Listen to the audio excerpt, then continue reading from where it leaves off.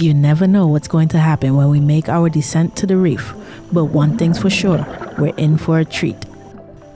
It's been 5 days since our last dive, where we went lionfish scouting from shore, and it still feels overdue after just coming off a 34-day dry spell. This time, we're dropping in from a boat just off the north shore of St. Croix. The reef is covered in algae. Visibility is not as great as we're used to, but it's been raining quite a bit for the last few days.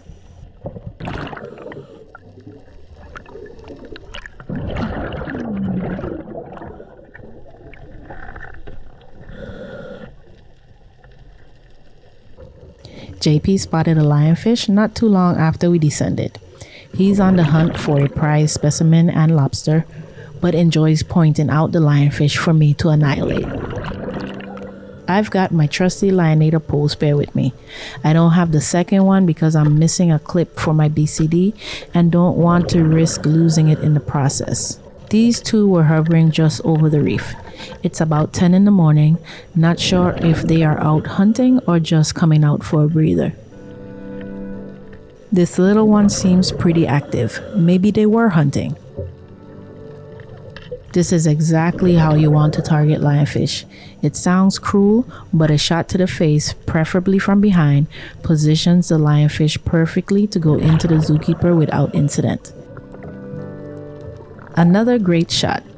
The spines lay down on entry, helping to easily contain the fish, allowing you to move on to the next catch.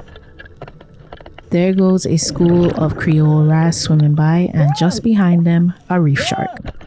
Our first two lionfish, and we already have company.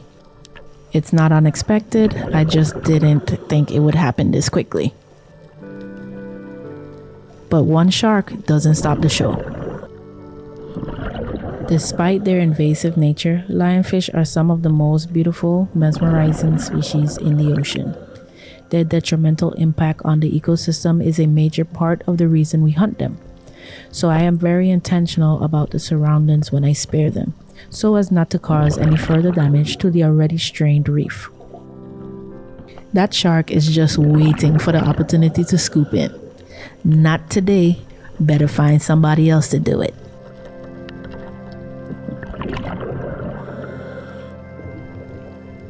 You'll see a lot of black durgans swimming in the background. They're basically black triggerfish.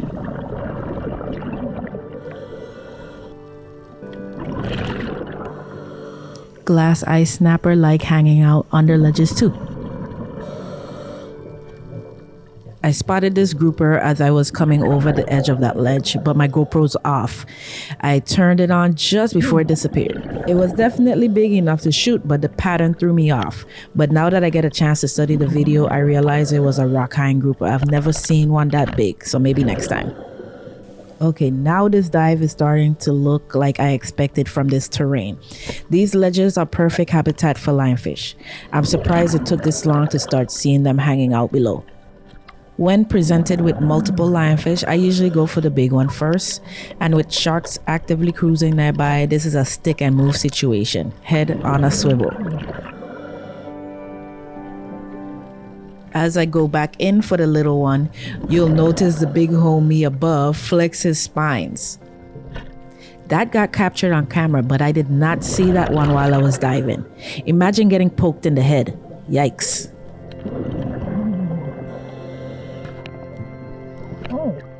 You can hear my surprise when I see that third one swing by where I had just left. I was wondering where it came from.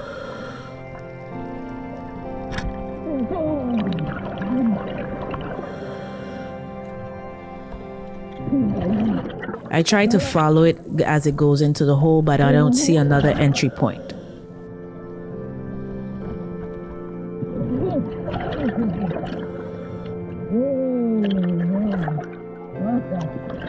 It can't hurt to scan the area. I'm not sure if that's the same one or another one, but I aim at it from a distance due to the ledge in between us and only nicked it. Shark still cruising around in the background.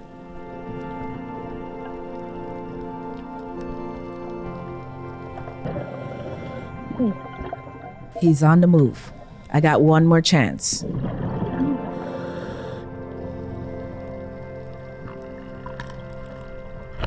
Victory. It's probably not a great shot, but I've got him. Have you hit that like button yet? Don't be stingy.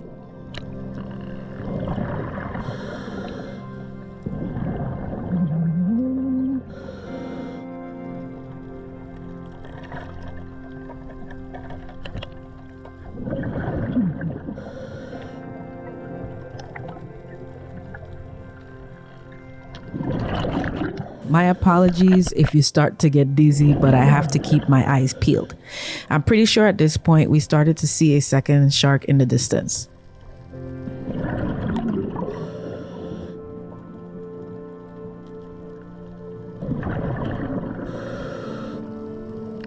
The problem with cloudy water or low visibility, it's a bit harder to see through the haze.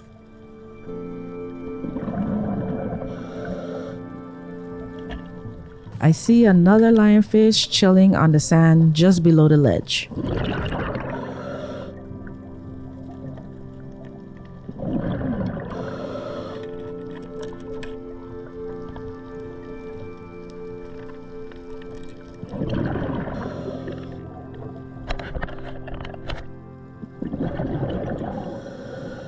Watch out, parrotfish. That wasn't the best shot. I could easily lose this one if it decides to shake hard enough.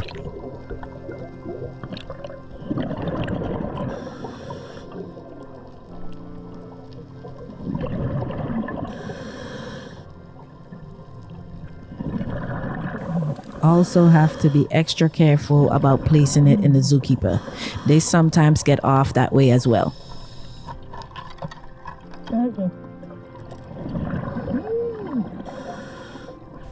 Always double check the area because where you find one lionfish, you just might find another.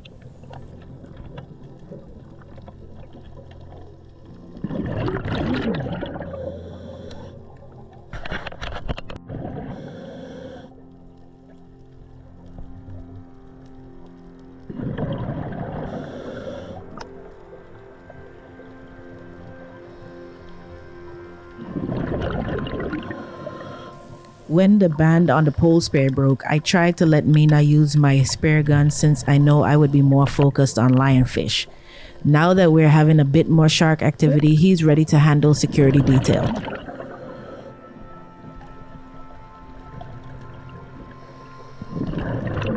Invasive lionfish are often found lurking around reef ledges, in crevices, and beneath overhangs where they can ambush smaller fish and crustaceans.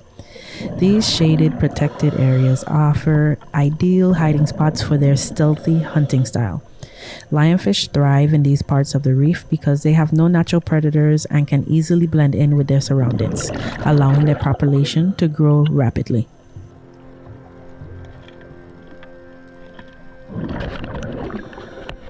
For a while now, I've been trying to figure out what these clam-like filter feeders are.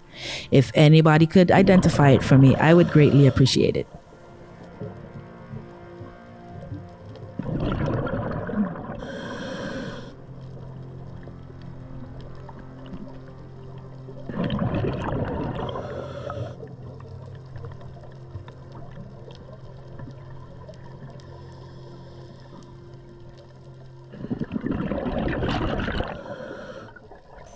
So many overhangs to search through.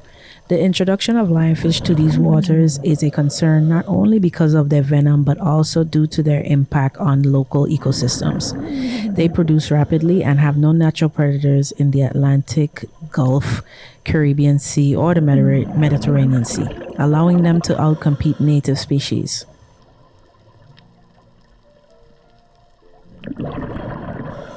Lionfish typically reach sexual maturity in 1 year. The females are able to produce 2 egg sacs every 3 to 4 days for the rest of their lives. In contrast, most reef fish only spawn once a year, so lionfish can quickly outnumber native fish populations. Lionfish egg sacs can contain approximately 15,000 eggs in each sac. The result can be 2 million eggs per year. It has been recorded that the egg sacs contain a chemical deterrent that discourages other fish from eating the eggs. The egg balls dissolve after about 24 hours, releasing the individual eggs which hatch into larvae in about 36 hours. The egg sacs and larvae are spread through currents in the ocean, which has driven their rapid increase in range. The lifespan of a lionfish can last up to about 15 years.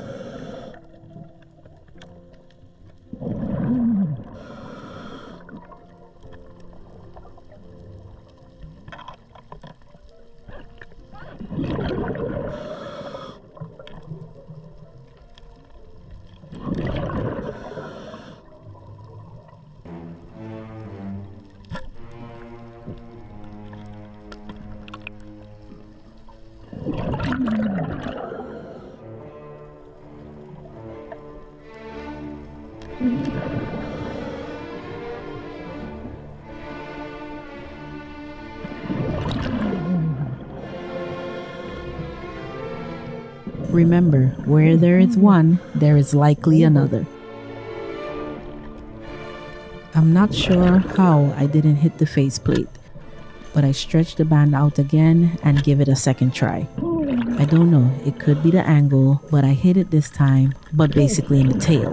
And this lionfish said not today.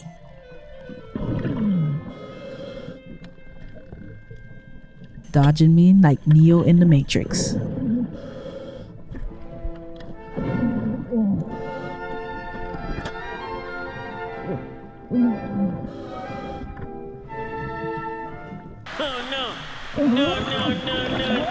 I almost had him.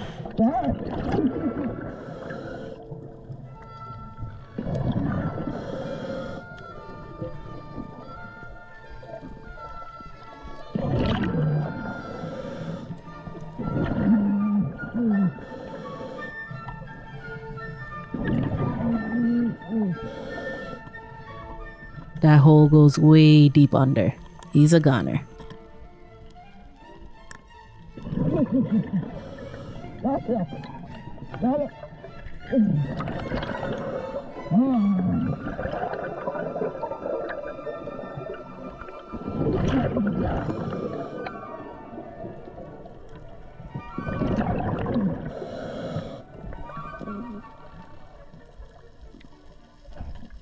And now we have an audience. So it looks like I've successfully sounded off the dinner bell, and everybody is looking for food. We've got about 5 sharks circling now. While lionfish hunting is usually smooth and uneventful, it's important to remember that sharks are highly attuned to distress signals. So when the fish slipped free, it lit up their curiosity and likely their appetite. Even when we're targeting lionfish, the ocean has its own rules and its own wildlife ready to respond. We decide it's time to turn this dive around and head back to the boat. I don't have enough eyeballs to keep track of all these excited sharks.